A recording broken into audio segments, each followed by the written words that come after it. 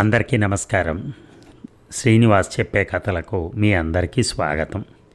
ఇప్పుడు మనం వినబోయే కథ రామగోపాలం గారు రచించినటువంటి నాన్నకిష్టం లేదు అనే కథ. మరి కథలోకి వెళ్దామా? నిన్ను ఇంటికి దిగబెట్టాలేమిటి అని అడిగాడు సూర్యం కాంతాన్ని. అక్కర్లేదేమిటి మరి అంది కాంతం. ఇదేం బాగోలేదు, నీతోటి తిరగడమైనా మానుకోవాలి కానీ మీ ఇల్లు ఆ కొసని మా ఇల్లు ఈ కొసనం. ప్రీ యూనివర్సిటీ చదువుతున్నావు, 18 ఏళ్ళు వెళ్ళాయంటావు. మైనారిటీ వెళ్ళి ఓటింగ్ హక్కు వచ్చేటట్టున్నా సినిమా నుంచి ఒక్కరితివి ఇంటికి వెళ్ళలేవట. నిన్ను చూసి అభ్యుదయ స్త్రీలోకం సిగ్గుపడుతుంది అన్నాడు సూర్యం. పర్వాలేదు, అభ్యుదయ స్త్రీలోకంలో అందరు ఆడవాళ్లేగా, సిగ్గుపడినంత మాత్రాన ఆడదానికి పోయిందేమి లేదు, పద. అయితే దిగబెట్టక తప్పదంటావు? తప్పదు, ఇది ఘోరం. నిన్నిప్పుడు గాంధీనగరం దిగబెట్టి నేను అక్కడి నుంచి జగన్నాథపురం వెళ్ళేసరికి 12 అవుతుంది. అప్పుడు వెళ్ళి ఆ క్యారేజీ మెతుకులు తిన్నా ఆడదానికి కదా, కొంచెం కూడా జాలేదేమిటో. పోనీ మా ఇంటికి వచ్చి భోంచేసి వెళ్ళు. కాదన్నది ఎవరు? నీ ఐడియాలన్నీ ఇట్లాగే, ఇది అన్యాయంగానే ఉంది. మీ ఇంట్లో తిని వెళ్ళి నా క్యారేజీలో అన్నం అవతల బారేనా? ఎందుకు వచ్చిన సలహాలు? పోనీద్దు. పోనీ పారేయటం ఇష్టం లేకపోతే మళ్ళీ కడుపు నిండా తిను. ఏమిటది? రేపటి నుంచి నీతో తిరగడమే మానుకుంటాను ఇలా అయితే. నన్ను ఇవాళ్ళకి రక్షించు, నువ్వు రిక్షా ఎక్కు, నేను ఇలా పోతాను. ఇంతట్లో నీకేమీ మానభంగం అయిపోదులే. అంతేలే, సినిమా ఎంజాయ్ చేయడానికి నేను నీకు కావాలి, ఇంటికి దిగబెట్టడానికి మట్టుకు నువ్వు అక్కర్లేదు నాకు. నీ మొగజాతి గుణం చూపించావులే. ప్లీజ్, నాకు అవకాశం లేని విషయంలో ఎందుకలా నిష్ఠూరంగా మాట్లాడతావు? చెప్పినట్టు విను, రేపు మళ్ళా కలుస్తాగా.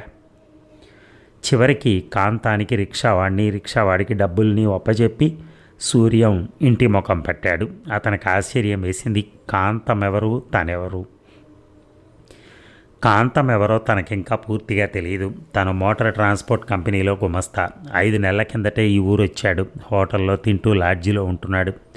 3 నెలల క్రితం ఒక బట్టతల ఆయన పార్సిల్ ఆఫీస్కి వచ్చి ఏదో పార్సిల్ రాజమండ్రి పంపిస్తూ ఫారం పంపకపోగా తను అడిగిన ప్రశ్నలకు సమాధానాలు కూడా చెప్పకుండా తనకేసి చూస్తూ కూర్చుండిపోయాడు. ఉండుండి, అబ్బాయ్ నీ పేరు రామసూర్యనారాయణ గదూ అనేశాడు ఆయన. సూర్యం టపీమని కలం టేబుల్ కేసి కొట్టాడు. కొత్తవాడనైనా లక్ష్య పెట్టక ఎవడండి చెప్పాడు మీకు అన్నాడు. తనకు ఆ పేరంటే ఒళ్ళు మండి యూనివర్సిటీకి డబ్బు కూడా గట్టి సూర్యమని మార్చుకుంటే ఇంకా ఈయనెవడో రామసూర్యనారాయణ బుచ్చి సుందర సుబ్బరామయ్య అని పిలుస్తాడేమిటి? ఆయన ఊరుకోలేదు. ఎవడో చెప్పేదేమిటి, నీ అడ్డబొర్రే సాక్ష్యం. పేరంటే సూర్యమని మార్చుకొని ఉండొచ్చు కానీ అడ్డబొర్ర గుండ్రంగా చేయలేవు కదటో నువ్వు. లాయర్ వెంకటనారాయణ గారు కొడుకు గదు అంటూ ఆయన సగం నవ్వేసి సగం సేపు చెప్పేసి కొసకి మీది మాది ఒక ఊరే అన్నాడు. ఆ కథ సూర్యానికి తెలియదు. ఎందుకంటే సూర్యం వాళ్ళ నాన్న లా అయిపోగానే విశాఖపట్నం వెళ్ళిపోయాడు ఏకంగా. కానీ నాకు మీ అన్నదమ్ములు ఇద్దరు గుర్తే. మీ నాన్నగారు ఉండేటప్పుడు అంటే సరిగ్గా 5 ఏళ్ల కిందట నేను విశాఖపట్నంలో మీ ఇంటికి వచ్చి ఒక 15 రోజులు ఉన్నాను. తెస్ట వేశాడు కాబోలు. కేసు గెలిచిందో లేదో, నాన్నగారు ఇంతే. నేను గెలిచినా గెలవకపోయినా, క్లయింట్ ఫీజు ఇచ్చినా ఇవ్వకపోయినా క్లయింట్ బ్రాహ్మడైతే చాలు ఇంట్లో పెట్టి మేపేవాడు. అందుకే ఆయన గోదావరి జిల్లాలో మాగాణి కూడా అమ్మేసి మరీ పోయాడు. వస్తూ ఉండు, మా ఇల్లు గాంధీనగరంలో, మీరు మేము కావాల్సిన వాళ్ళమే. ఇప్పుడంటే లేదు కానీ మీ నాన్నగారు ఉండేటప్పుడు మనకు రాకపోకలు ఉండేవి అంటూ ఆ బట్టతల ఆయన తన ఇంటి ఆనవాళ్ళు చెప్పి వెళ్ళాడు. ఆ బట్టతల ఆయన కూతురే కాంతం. 18 ఏళ్ళు ఉంటుంది కానీ అది మనస్సుకే ఉంటుంది. ఒళ్ళు మాత్రం కనీసం 20 ఏళ్ళది. తను సుబ్బారావు కోసం గాంధీనగరంలో వీళ్ళింటి పక్క వీధి వైపు వెళ్ళటం, ఆ వేళ ఆయన వీధి గుమ్మల్లో నిలబడి మళ్ళీ అరికాలిమంట నెత్తికెక్కేటట్టుగా అబ్బాయి రామసూర్యనారాయణ అంటూ జారిపోయే గోడకట్టు సవరించుకుంటూ గుమ్మం దిగి రోడ్డు మీదకి రావటం సూర్యానికి బాగా జ్ఞాపకం. ఇంకా చాలా రోజులు జ్ఞాపకం ఉంటాయి కూడా. వాళ్ళ ఆవిడ్ని, కొడుకులిద్దరినీ కూతుళ్ళిద్దరినీ చూశాడు సూర్యం. రామను సూర్యనారాయణ్ణి వాళ్ళందరూ చూశారు. ఈ రామసూర్యనారాయణరావు పిలుపు ఆ వేళ వాళ్ళిచ్చిన కాఫీలో తీపి కన్నా మొహం మొత్తింది. దాంతో 10 రోజుల పాటు అటు వెళ్ళటమే మానేసి సుబ్బారావును కూడా కలవలేదు. ఆ 10 రోజుల తర్వాత, ఏమండోయ్ రామసు ఆడగొంతుక నడి బజార్లో పెద్ద వాల్యూమ్లో ఎవరైనా బెదురుతారు, దానిలో తప్పేం లేదు. పాపం రామసూర్యనారాయణ ఆగాడు, సైకిల్ దిగాడు. అబ్బబ్బా, ఈ కాకినాడ ఆడపిల్లలు ఎంత ధైర్యస్తులు అనుకున్నాడు. వెనక్కి తిరిగి చూస్తే అదిగో ఆవేళ బట్టతలాయన లేడు, ఆయన కూతురులా ఉంది. పేరేమిటి చెప్పమా? కాంతం కదూ. గట్టిగా ఏమమ్మా వెంకటలక్ష్మి సూర్యకాంతం అనాలనిపించింది. చెప్పద్దు, ఇంటికి వెళ్తే కానీ మరి కదిలింది కాదు, వదిలింది కాదు. వాళ్ళ నాన్న లేరు, ఆయన చేసే పనులకి ఉన్నట్టు కనిపించదు, అర్థం ఉన్నట్టు కనిపించదు. మొన్న 10 రోజుల కిందట హఠాత్తుగా పట్టుకుని లోపలికి తీసుకుపోయి ఒక టిఫిను కాఫీ పుచ్చుకుంటే కానీ విడిచిపెట్టలేదు. కాగా ఇప్పుడు కాంతం తీసుకెళ్ళాక కాసేపు మాట్లాడేసి పంపిస్తే పోయేదానికి మళ్ళీ పాపం పెళ్ళాన్ని శ్రమ పెట్టాడు కాఫీ పెట్టమని. కొడుకు చేతికి డబ్బులు ఇచ్చి హోటల్కు పంపబోతూ ఉంటే సూర్యమే అడ్డు చెప్పాడు. దాంతో విడిచిపెడితే బాగానే ఉండు. అతను తిన్నగా ఆ మాట ఈ మాట మాట్లాడుతూ బజార్కని వచ్చి జగన్నాథపురం వచ్చేసి తన లాడ్జి చూసి పెదవి విరిచి, అబ్బే లాభం లేదు, మా ఇంటికి వచ్చాయి, ఒక గది ఖాళీ చేసిస్తా ఆఫీస్కి దగ్గర అన్నాడు. భయపడ్డంత అయింది. అయితే ఆ మధ్య సుబ్బారావు సినిమాలో కనపడి ఏరోయ్ రావడం మానేశావు అని అడిగాడు. అబ్బే ఏం లేదురా, నాకు తెలుసురా, నిన్న లచ్చయ్య బాగా పట్టినట్టున్నాడే. ఏ లచ్చయ్యరా? అదే మా వీధిలో. అర్థమైంది. ఏది ఇంకా?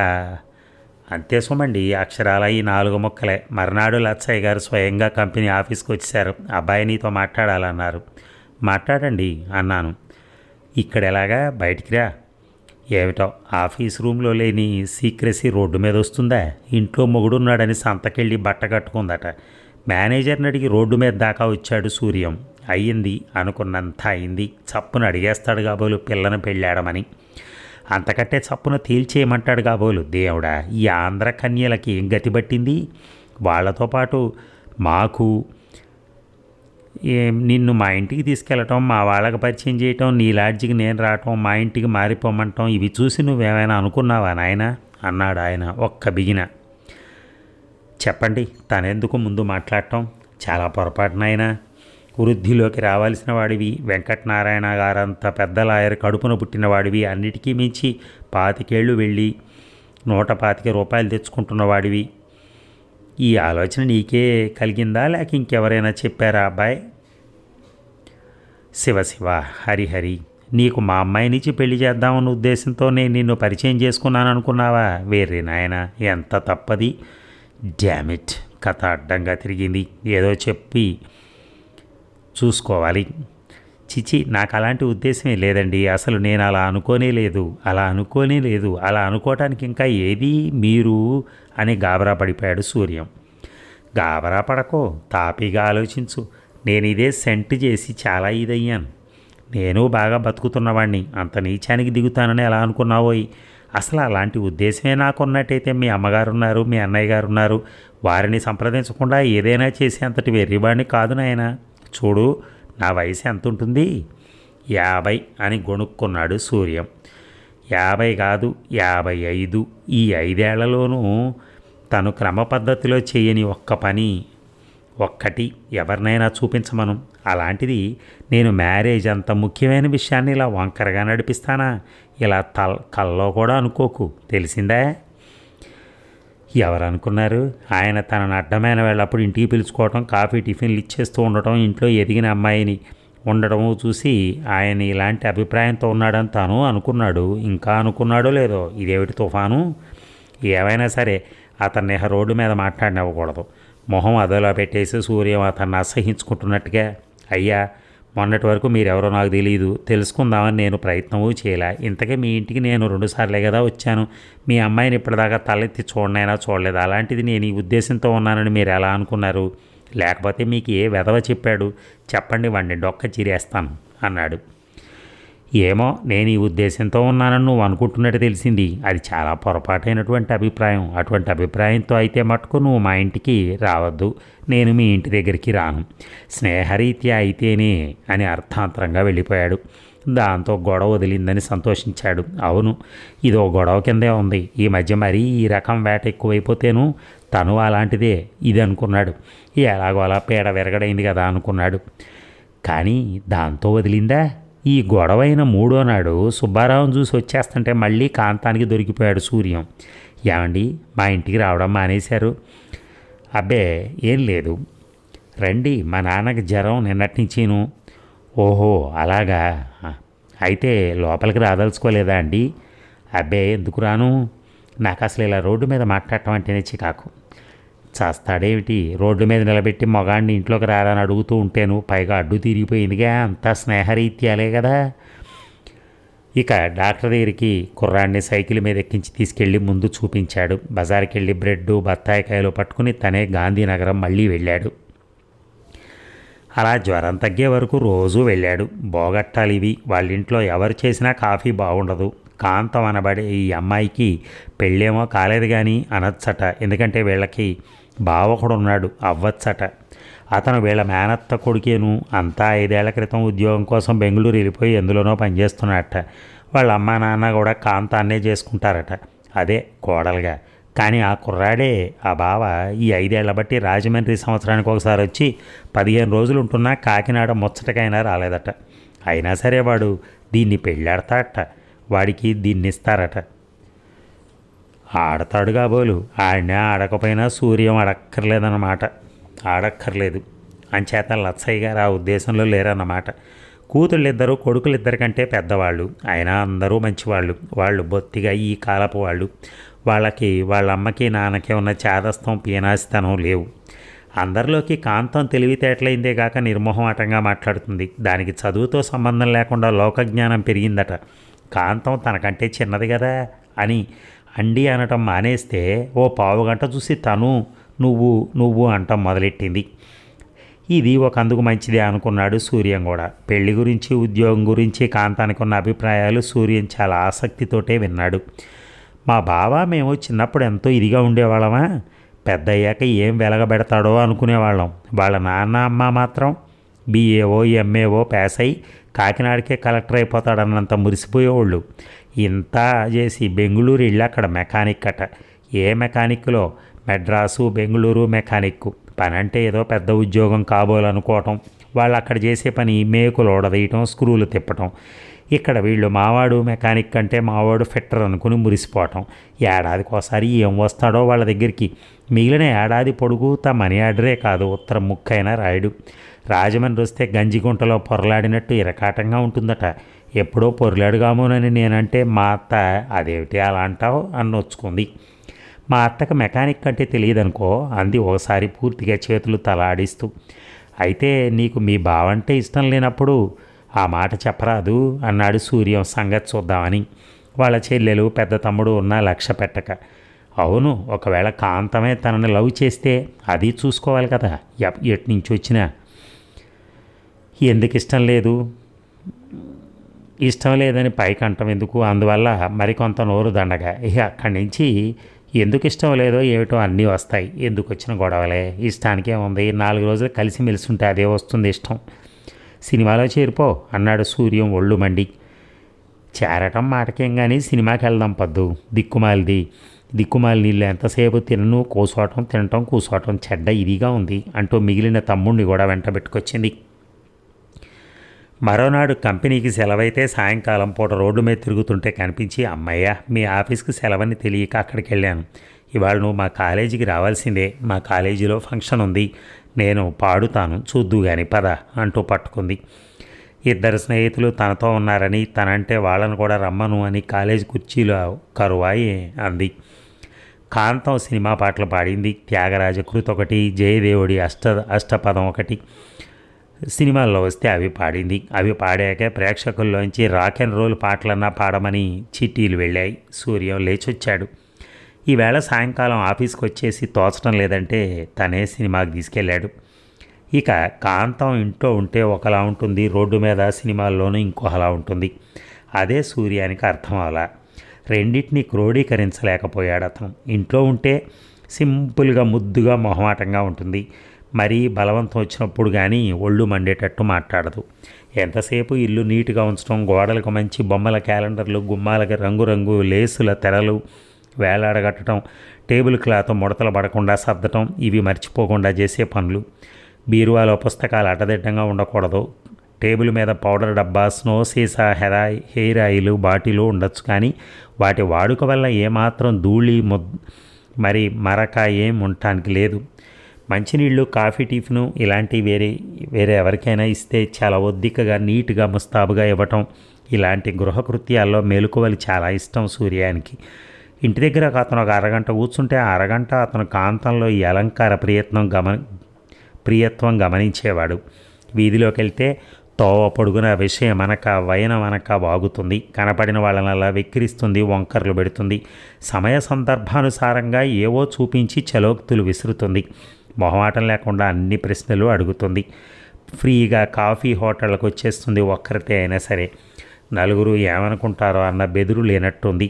చూస్తే ఈ తరహా కూడా సూర్యానికి ఇష్టమే. అతనికి ఆ భయం ఉన్నప్పటికీనూ కానీ అతను అందుకే భయపడ్డాడు. తనది కాని వస్తువు కాంతం రెండు రకాలుగా. ఒకటి, వాళ్ళ నాన్న అలాంటి ఐడియా పట్టుకోవద్దని నడి రోడ్డు మీద తెగేసి చెప్పటం, అలాంటి ఐడియాలు పెట్టుకోవద్దని. రెండు, వాళ్ళకు బాగుండటం, అతన్ని కాంతం ఒక పక్క వెక్కిరించినా ఇష్టపడగలగటం. కాంతం ఎవరినైనా వెక్కిరించగలదు, తనను కూడా.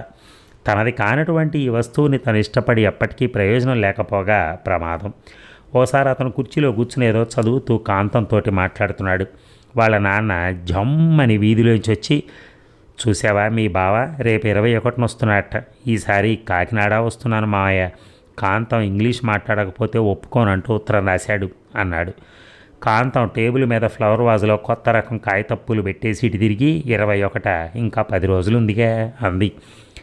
ఆయన వినిపించుకోకుండా రాజమండ్రి నుంచి సోమశేఖరం గారని లెక్చరర్ గారు వాళ్ళ అబ్బాయిని తీసుకుని రేపు మధ్యాహ్నం 3ంటికి వస్తారటే అంటూ లోపుకు వెళ్ళాడు. వాళ్ళెవరు అన్నాడు సూర్యం. ఏమో పెళ్లివారు అనుకుంటాను అన్నాడు సూర్యం ఒక నిమిషం ఉండి.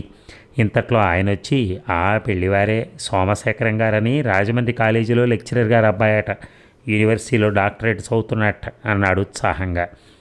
చేసేయండి వేగిరం పెళ్ళి, కాంతాన్ని ఇంట్లో ఉంచకూడదు, ఒళ్ళు మనసు పూర్తిగా ఇరిగిపోయింది అన్నాడు సూర్యం. నువ్వు ఒకడవా ఏమిటి మా నాన్నకి సాయం అంది కాంతం. ఏం పెద్ద కబుర్లు ఎందుకు, పెళ్ళాడడం ఎప్పటికీ తప్పదు. ఆడపిల్లవు గనక, ఈడొచ్చింది గనక అసలే తప్పదు. మంచి సంబంధం దొరికితే అంతకంటే తప్పదు. ఎన్నాళ్ళు ఇలా అడవిలో శివంగిలా సరదాగా తిరుగుదాం అనుకుంటున్నావు? కాకినాడ జనానికి మొహం మొత్తింది నీ తిరుగుడు. పెళ్ళాడి అత్తారింటికి పోకపోతే ఉప్పుటేట్లో దోసేస్తారు ఎవరో ఒకళ్ళు అని సూర్యన్ నవ్వాడు. చాలేదు సరసం అని ఇంట్లోకి పోయింది కాంతం క్రీగంటితో నవ్వుకుంటూ. మంచో చెడ్డో చిన్నవాడిని చెప్పాననుకోకుండా 10,000 కట్నం పోతే పోయింది. బాగా చదువుకున్నవాడికే ఇచ్చి చేయండి. భూములు ఉన్నాయని చదువు లేనివాడి చేతుల్లో పెట్టకండి. భూములు నమ్మి జమీందారులే అయిపోయారు అన్నాడు సూర్యం. అదే నేను ఆలోచిస్తున్నాను. ఇప్పుడు మా మేనలుడైనా ఇంటరు రాజమండ్రిలోనే పాస్ అయ్యాడు. బీఈకి అప్లై చేశాడు. సీట్ ఎంతకీ రాకపోతే ఎందుకైనా మంచిదని ఒక 5,000 పుచ్చుకుని మెడ్రాస్ వెళ్ళాడు. మరి ఏ కారణం వల్ల సీటు దొరికిందే కాదు.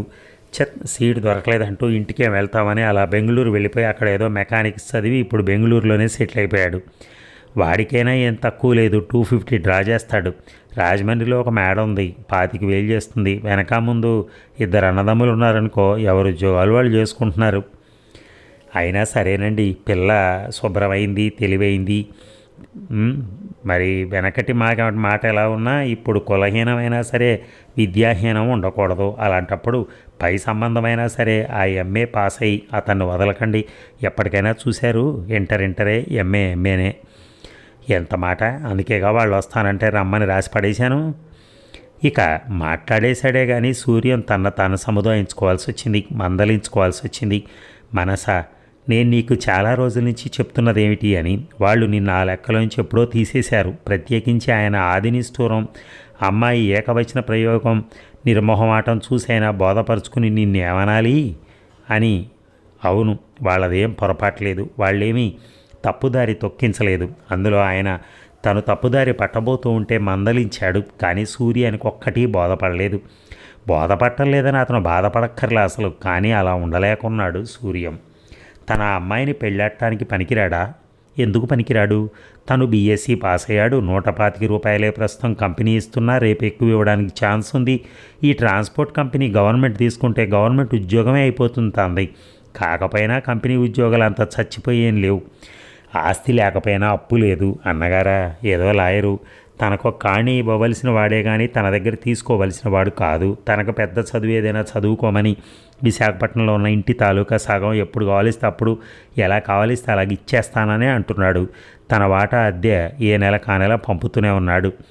వంశ సాంప్రదాయమా? లచ్చయ్య గారు ఎరగరనే ఎరుగుదురు. అలాంటి తనని ఈ లచ్చయ్య గారు వరుల లిస్టులో ఎందుకు చేర్చలేదు? ఏమో, ఆయన చాలా ఆస్తిపరుడా? మాటల సందర్భంలో తనకు 75,000 నగదుందని, పొలం మీద ఏడాదికి 10 గరిసెలు వస్తాయని ఆయన సూచించాడు. వస్తే 2 ఆడపిల్లల పెళ్ళి శుభ్రంగా చేశాక 2 మగపిల్లలు బాగా చదువుకుని పంచుకుంటే ఇదేమంత పెద్ద ఆస్తి ఏం కాదు. పైగా లచ్చయ్య గారు లచ్చమ్మ గారు ముసలైపోవాలా, వాళ్ళకి ఇంకా పిల్లలు పుట్టరని గ్యారంటీ లేదు. అయినప్పుడు ఆయన ఆస్తిపరుడని అనుకోవటం ఏమాత్రం సమంజసం కాదు. తనకు తల్లి అన్నగారు ఉన్నారని లచ్చయ్య గారికి తెలుసు. సక్రమంగా వారి ద్వారా తప్ప ఏ విధమైన సంబంధ బాంధవ్యాలు నెరపనని ఆయన సూచించాడు. సూచించడం ఏమిటి, ప్రకటించాడు, ఉద్ఘాటించాడు. వాళ్ళని ఈయన అడగలేదు. అడిగితే వాళ్ళు రాయనే రాద్దురు. పోని తనే ఈయన్ని సంప్రదించమని వారికి రాస్తే అది వాళ్ళు ఒప్పుకోరు. అది కులాచారం కాదు. మగవాడు ప్రైవేటుగా ఆడదాన్ని కాళ్ళ వెళ్ళ పడి నువ్వు నాకు కావాలి, నువ్వు లేనిదే బతకలేనంటూ అడ్డమైన ప్రమాణాలు చేయొచ్చు.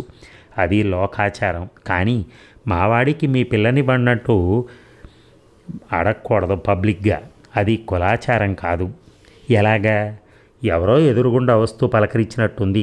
తలెత్తి చూశాడు. వేణుగోపాలస్వామి ఆలయం దాకా వచ్చాడు. చేతులు రెండూ తెలియకుండా నమస్కారం చేశాయి. వారిద్దరూ సత్యనారాయణ గారు, కామేశ్వరరావు గారును తండ్రి గారితో లా చదివారట. సత్యనారాయణ గారు అందుకున్నారు. ఏమబ్బాయి కనిపించడం లేదు, పని ఒత్తిడిగా ఉందా అని. అబ్బే లేదండి. మీ అన్నయ్య నుంచి ఉత్తరాలు వస్తున్నాయా? వస్తున్నాయండి. మరి నీకేమైనా పెళ్లి సంబంధాలు గట్రా చూస్తున్నాడా? లేదండి. అందుకని నువ్వే చూసుకుంటున్నావు అన్నమాట అని ఆయన నవ్వాడు. గుండె కలుక్కుమంది. ఏం మాట్లాడమే, నువ్వు లాలూచి లచ్చయ్య కూతుర్ని చేసుకుంటావటగా? లేదండి. ఏమిటి లేదండి, ఇంకా పెళ్లి కాలేదనా దాని అర్థం అని చమత్కరించాడు కామేశ్వరరావు గారు. మొన్న మీరిద్దరు కలిసి తిరుగుతుంటే పెళ్ళి అయిపోయింది అనుకున్నాను, కానీ వాళ్ళ క్లబ్లో తెలిసింది ఇంకా పెళ్లి కాలేదని, ఇంకా ఊయింగ్లోనే ఉందని. ఎంతవరకు వచ్చిందన్నమాట. పొరపాటే కాదు. కాకినాడంత సిటీలో ఒక్క మగాడు ఒక్క ఆడది కలిసినా ఒక్కటే జంట. కలిసి తిరిగితే సముద్రంలో కాకిరెట్టలా గమనించేవారు ఎవరు అనుకున్నాడు తను. గమనించేవారు కాకినాడలోనే కాదు కలకత్తాలోనూ గమనిస్తారు. ఓ రకంగా తిరిగాడా తను కాంతంతో. నెల 15 రోజుల్లో 4 సినిమాలు, 1 నాటకం, 1 కాలేజీలో ఫంక్షన్, ఎన్నోసార్లు హోటల్కి, ఇంకెన్నోసార్లు షికార్లకి. నిజంగా పెళ్ళాడిన వాళ్ళే ఇలా తిరగరు. అందులో ఆ కాంతం ఉందే, దాన్ని ఏం చేస్తే పాపం. పబ్లిక్ మెయిన్ రోడ్డు మీద సైకిల్ వేసుకుపోతున్న లక్ష్య పెట్టక ఏ సూర్యం నిన్నే అని స్పష్టంగా పిలుస్తుంది. ఆగే వరకు విడిచిపెట్టదు. ఇక ఆపాలి. ఇక 3 రోజులు సూర్యం గాంధీనగరం వెళ్ళలేదు. 4వ నాడు కంపెనీకి సెలవు, ఇంట్లోనే ఉండిపోయాడు. సాయంకాలం 6ంటికి పోస్ట్ వచ్చింది. అది ఎక్స్ప్రెస్ డెలివరీ. తిప్పి చూస్తే దాని నిండా ఆశ్చర్యం ఉంది. తల్లిగారు అన్నగారు రాసిన ఉత్తరం అది. ఇక్కడ తను నడుపుతున్న నవ ప్రణయం విశాఖపట్నం వెళ్ళింది. జాగ్రత్తగా ఉండమని హెచ్చరిక. ఈ లాయర్ సత్యనారాయణ గారే రాసుంటారు అన్నగారికి. ఈ లాయర్లు ఉన్నారే వీళ్ళు ఎందుకులే, కడుపు చించుకుంటే కాళ్ళ మీద పడుతుంది. అన్నగారు లాయరు, తండ్రి గారు లాయరు.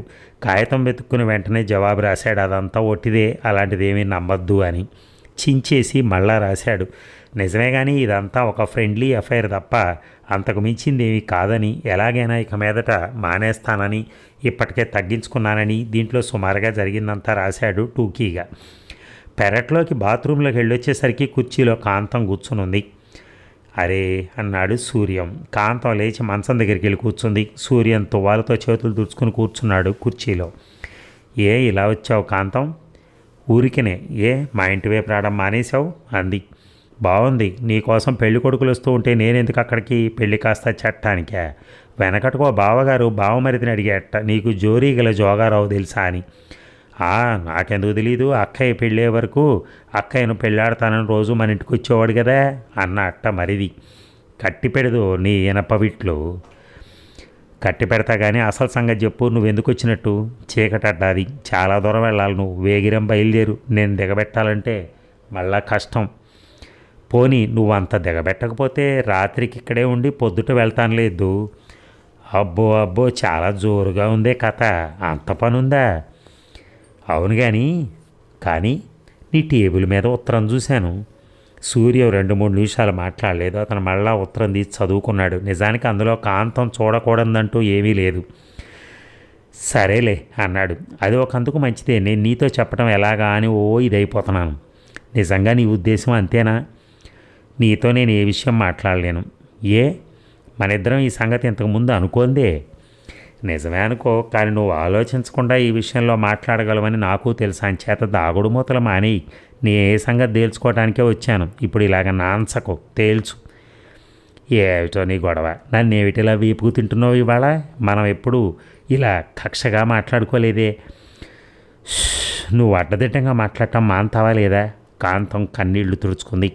సూర్యానికి తెలివొచ్చింది. ఏమిటి కాంతం ఇవాళ అలా ఉన్నావు? ఏం లేదు, నేను చెప్పలేకపోతున్నాను. నువ్వు మూడు చెడగొట్టుకుని ఇష్టానుసారం మాట్లాడతావు, సరిగా చెప్పవు, సరిగా అడగనివ్వవు. అడుగుదామని రావటం నాదే తెలివి తక్కువ పని. నీ చేత అడిగించి నేను ఇలాగే మాట్లాడితే. 2 నిమిషాలు సూర్య ఆలోచనలో పడ్డాడు. అవును, కాంతం తనని ఈ ముఖ్య విషయం అడుగుదాం అనుకుంది. తన జవాబు తనకుంది కదా. నువ్వు నన్ను పెళ్ళాడదాం అనుకున్నావా సూర్యం? నేనేం చెప్పగలను? కొన్ని పరిస్థితుల్లో అయితే అనుకుందునేమో, ఇప్పుడు అలా ఏమనుకోవట్లేదు. ఏ ఏమంటే ఏం లేదన్నమాటే. మీ నాన్న నడి రోడ్డు మీద నిలబడి నా కూతుర్ని పెళ్ళాడే ఉద్దేశం ఉంటే మా ఇంటికే రావద్దు అన్నాడు. రెండోది ఏమిటంటే, ఆగేవే చెప్పు. ఏముంది, నీకు ఒక బావున్నాడని, అతన్ని నిన్ను అతనికి జత చేసి అంటున్నారని తెలిసింది కదా. ఇక నేను కూడా నిన్ను పెళ్ళాడదు అనుకోవటం ఎందుకు? పైగా ఇంకో విశేషం ఏంటంటే, నేను ఎదర తిరుగుతూ ఉండి మీ బావ ఉండి మీ నాన్న పై సంబంధాలు ఎతకటం మానుకోవటం లేదు. ఇక నాకెందుకు అనుమానం? నాకు ఇవాళే తెలిసింది, మా నాన్న నిన్ను దగా చేశాడు. ఆయన ఏమనుకున్నాడంటే, దిక్కుమాలిని పాకులాట మన ఇద్దరినీ ఫ్రీగా తిరగనిచ్చాడు. మనం ఎప్పుడూ అనుకోకపోయినా మనం బాగానే స్నేహం చేసుకున్నాం. నీ అంతట నువ్వే మీ వాళ్ళ ద్వారా ప్రయత్నం చేస్తావనుకుని మొదట్లో చెప్పకుండా నిన్ను దగా చేశాడు. నేనే ప్రయత్నం చేస్తే ఏముంది, మర్యాదగా కట్నం ఎగ్గొడతాడు. ఇంతే కదా. నాకు అసలు కట్నం పుచ్చుకోవాలని లేదు. నీకు పుచ్చుకుందామని లేకపోతే సరే, నాకు తెద్దామని ఉంది. డబ్బు తెస్తే పనికిరాదని నువ్వు అనవు కదా. లాభం లేదు, కట్టిపెట్టు. డబ్బు గురించి నీకు ఘోరమైన ఐడియాలు ఉన్నాయి నీకు చాలా. ఈ పరిస్థితుల్లో మనం కనీసం డబ్బు గురించైనా ఇంతకంటే మాట్లాడకపోవటం మంచిది. మాట్లాడేయటం అంతకంటే మంచిది. డబ్బు శాశ్వతమా అని, ఇవాళ ఉంటే రేపు ఉండదని ఏదో చాలా తేలిగ్గా మాట్లాడతారు కొందరు. అలాంటి ఘోరమైన ఐడియాలు వస్తే నాకు చికాకే. ఇంతకీ 10,000 కట్నం నేను తెస్తే ఎదర 10,000 పోసి నువ్వు నాకు బంగారు నగలు దిగేయనక్కర్లా. నేను అలాంటివి మొయ్యలేను. ఇక లేకుండా ఉండడం అంటావా? డబ్బు 1,50,000 నాన్న దగ్గరే ఉండిపోవటం నాకు అంతకంటే ఇష్టం లేదు. తెలుసున్న వాళ్ళు ఎవరైనా ఈ పరిస్థితిలో నాన్న డబ్బును సక్రమంగా ఉపయోగించుకుంటారు. నువ్వు మాత్రం ఎల్లకాలం ఇలా కంపెనీలో గుమస్తాగా ఉండిపోదామని అనుకుంటున్నావో లేదో నాకు తెలియదు. పదునైనా మామగారు వస్తే MBBS చదువుతానని నువ్వు నాన్నతో అనలేదు? ఏమో, అదంతా నేను అనుకోలేదు. నిన్ను నాకిచ్చి పెళ్లి చేసే ఉద్దేశం లేదని మీ నాన్న డంకా మీద దెబ్బగొట్టి చెప్తేనే, అందుకేగా నిన్ను గురించి నేను ఆలోచించడం మానుకున్నాను. అంటే మానుకుంటే మళ్ళీ జ్ఞాపకం తెచ్చుకోవచ్చు, కానీ నాన్న ఉద్దేశం ఇదే అని ఇవాళ ఆయనే అమ్మతో చెప్తున్నాడు. నా ఉద్దేశం ఏమిటంటే, ఇలా నన్ను ఫూల్స్ చేసి ఆయన తనకి ఉద్దేశం లేదంటూనే నన్ను దగా చేశాడే, ఇది నీకు ఎలా అనిపిస్తుందో అని. వ్యవహారం కోసం మా నాన్న ఎలాంటి మోసం చేయడానికైనా వెనక తీయడు. బంధుత్వం కలుపుకోదలిచిన నిన్ను కూడా మోసం చేస్తున్నాడే అని నా బాధ. మా నాన్న చేసే అవకతవక పనులన్నిటికీ నేను జవాబుదారీ కాదు, కానీ ఇంతకంటే వీధిన పట్టడం నాకు ఇష్టం లేదు. నువ్వు వద్దు అంటే ఆయన్ని రేపు విశాఖపట్నం వెళ్ళొద్దనే చెప్తాను. ఏమో, ఇందులో దగా ఏమిటో నాకు అర్థం కావట్లా. ఓ విధంగా ఆయన మనకి ప్రేమించుకునే అవకాశం ఇచ్చాడంటాను నేను. మనం ఒకళ్ళనొకళ్ళం పెళ్ళి అనే బహుమానం లేకుండా ఏమాత్రం ఆకర్షించుకుంటామో చూద్దామని. అవసరమైతే ఆ బహుమానం అప్పుడే ఇవ్వచ్చని మీ నాన్న ఈ ప్లాన్ వేశాడు. మనం చాలా బాగా ఆకర్షించుకుని పెళ్ళి ఉండదనుకుని ఎవరి లిమిట్స్లో వాళ్ళు ఉన్నాం. ఫస్ట్గా ఉంది, నాకు నచ్చింది సుమా అన్నాడు సూర్యం. కాంతం తలం చేస్తోంది అప్పుడే. సూర్యం లేచి మంచం దగ్గరికి వెళ్తూ, ఇంతకీ నీ మాటే చెప్పావు కాదు, నీకు మీ బావ అంటే ఇష్టం అన్నావు అన్నాడు. బావాలేదు బండలు లేడు వాడెప్పుడో ఏ అరవదాన్నో కన్నడదాన్నో ఇద్దరు ముగ్గురు పిల్లలతో తీసుకొస్తాడు అంతవరకు వస్తున్నాడని వదంతి అయితే నేను వెళ్తా మరి తేలిపోయిందిగా ఉండు రాత్రికి ఇక్కడే ఉందామని వచ్చినట్టున్నావు పొద్దుటే దిగబెడతానులే అదండి మరి కథ థ్యాంక్ యూ వెరీ మచ్